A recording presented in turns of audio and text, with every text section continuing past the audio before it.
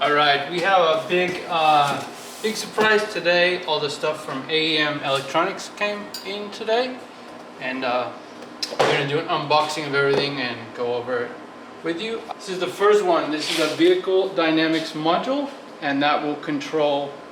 That'll do all the GPS. It'll also do the 3-axis accelerometer, 3-axis gyroscope. So that plugs into the whole system. It's cam based. It has a little antenna that it plugs into the back of the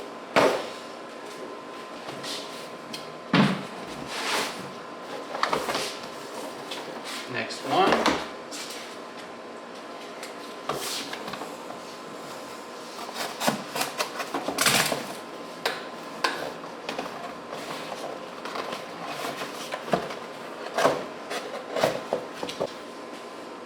So this is the 22-channel CAN sensor module. It takes all your analog sensor inputs and it converts them to CAN and puts them out on the CAN bus network. It has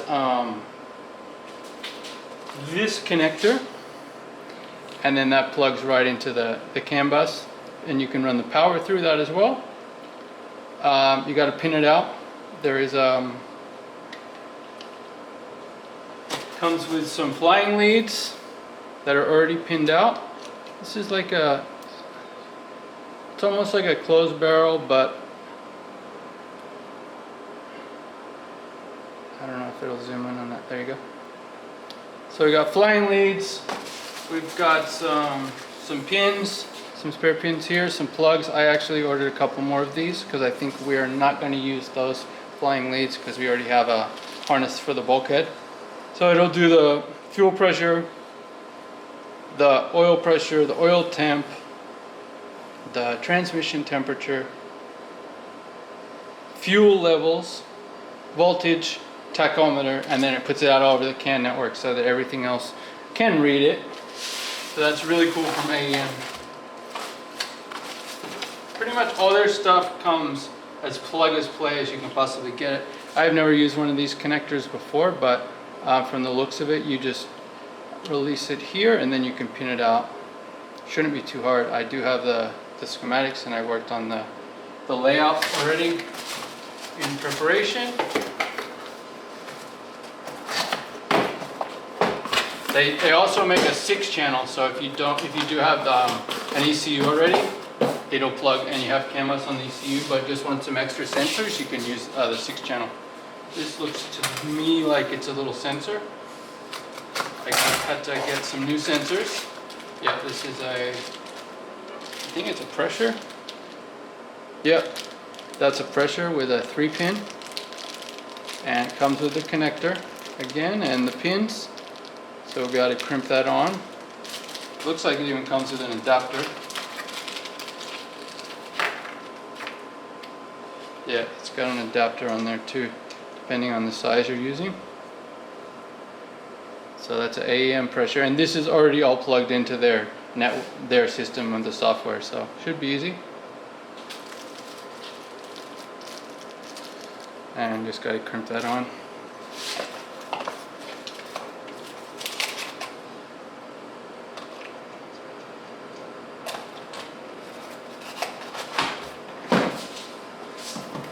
This is the same fluid pressure sensor kit. Got one for the oil and one for the fuel. And this is an AEM hub. This is another cool thing that they do that makes it super easy. They give you a little 4-way, and you can just plug any of your CAN devices into that, and it's already on the CAN network. So you just bolt that up there somewhere, and then it's just basically plug and play. It's a DTM connector, I believe. Yeah, DTM4. So it's all good. They give you some hardware. So we'll plug the 22-channel into that. Then we'll plug the 2 screens into that. We have a fluid sensor. I think this is a temp sensor, so we'll open this up.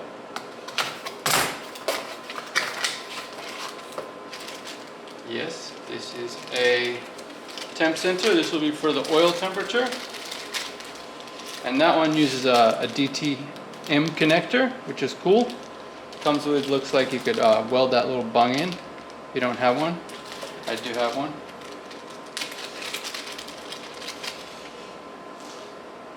So that's a cool little sensor. I think that's a 3/8 thread. And then your standard DTM makes it really easy. You got the same, your boots, everything's familiar. I kind of wish the pressures were a DTM, but oh well.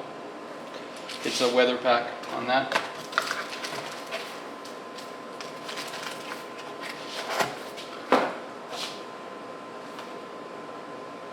That's the same thing. So we've got transmission temp, or we got water temp and oil temp. The transmission temp I already have in there from, I bought their gauge a long time ago because I had some problems with the ones that were in there, so we went to a digital. Now this should be the fun stuff.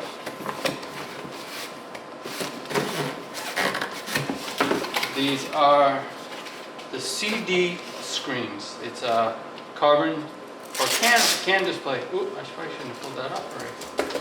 That's supposed to be. Now this is the little baby one that's going to go behind the steering wheel, and I'm just going to have basically speedometer and a tach on there, and the shift lights of course, and any warning lights. So this is their flat. It's a CD5 flat, and it's a nice little piece. It's tiny. It's that's a DT12 connector, and then this one I believe is the USB.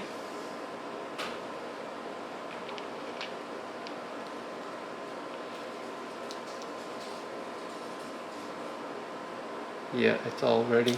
So you put the CAN in there, you can put power through the CAN network. I think we're only going to be actually running forked wires into this. It should be that simple.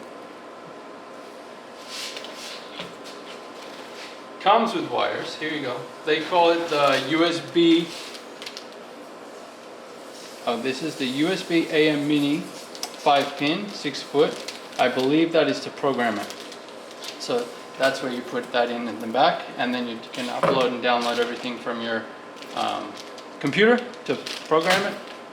This is to plug into the CAN network, and this, that's CAN power actually, red and black. We already have that, so we probably won't be using that. But if you need it, you could use it. It would plug right into the CAN hub. They make everything really easy, really, as plug and play as you can be. And then this is the DTM12 that goes into the back of it. It looks like it's already wired for stuff. I'm not on. Yep, there's the CAN 2, there's the AEM net. Now AEM net is what they call the CAN network with the power. So it's going to be CAN 1, and that's got red and black and CAN high and CAN low, and that's all you need to control this screen.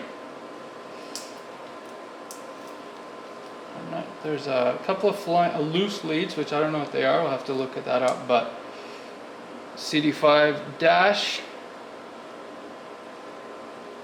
it's pretty cool.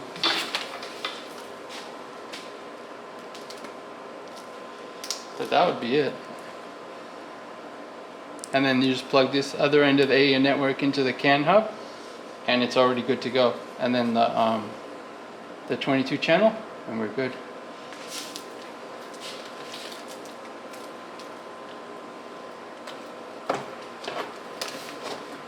Not sure if we'll use those cables or make our own. We'll see how motivated we are, but they are nice. They're fine. They'd work fine to plug and play. And again, this is to program it.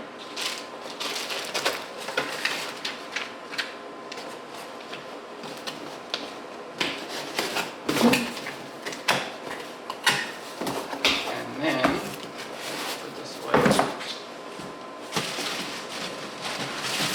The big one is the CD7, and again I went with the flat. We've got a nice little bezel to mount it flush in the dash. And there you go, that's it. I probably could have fit that behind the the steering wheel. I probably could have gone with 2 of these, but we just went with the smaller one, so it'll be less cluttered for my stuff. I just want to really have the speed, and I can always, it's going to be down there, so I can always look over and see anything. And if we do have warnings, we can have the co-driver clear those out. Oh, I know what I forgot. These wires are for the buttons. Because I got the flat version of the screen, it does have a button. You need to reset it and to scroll through the pages, which we don't have. It's going to be these wires here. Got to wire into some buttons on the dash or the steering wheel for that. So there we go. That is the carbon. It's really light. It's just 4 bolts.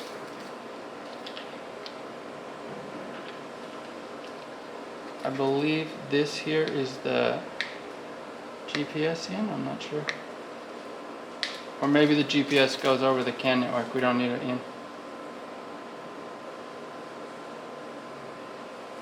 There we go, that's a CD7L flat, that means it's logging. So this one will do all the logging, anything we need.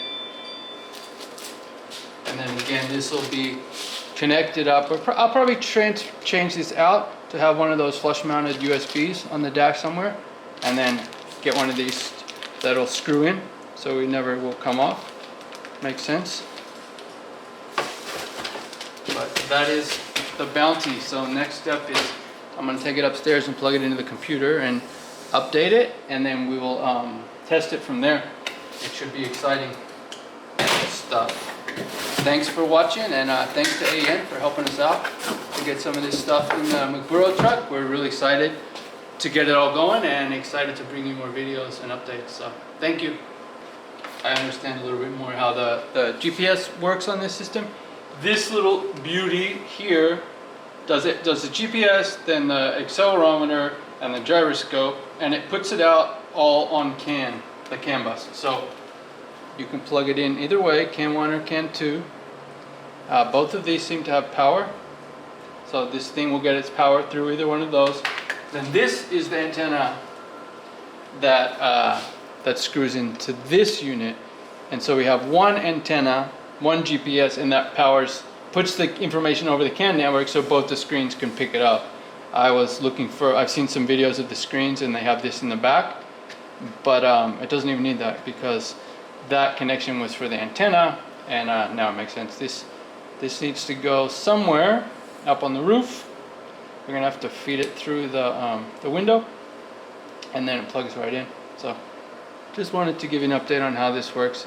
It's pretty cool. It has up, and then it has to go in the center of the vehicle, and I might even put that, well, I don't know, it might be able to go up on the dash, we'll see, or in the center console. We probably have a place for it in the center console, as long, I think, as you know, the antenna doesn't have to be there because it is remote, so we'll be good.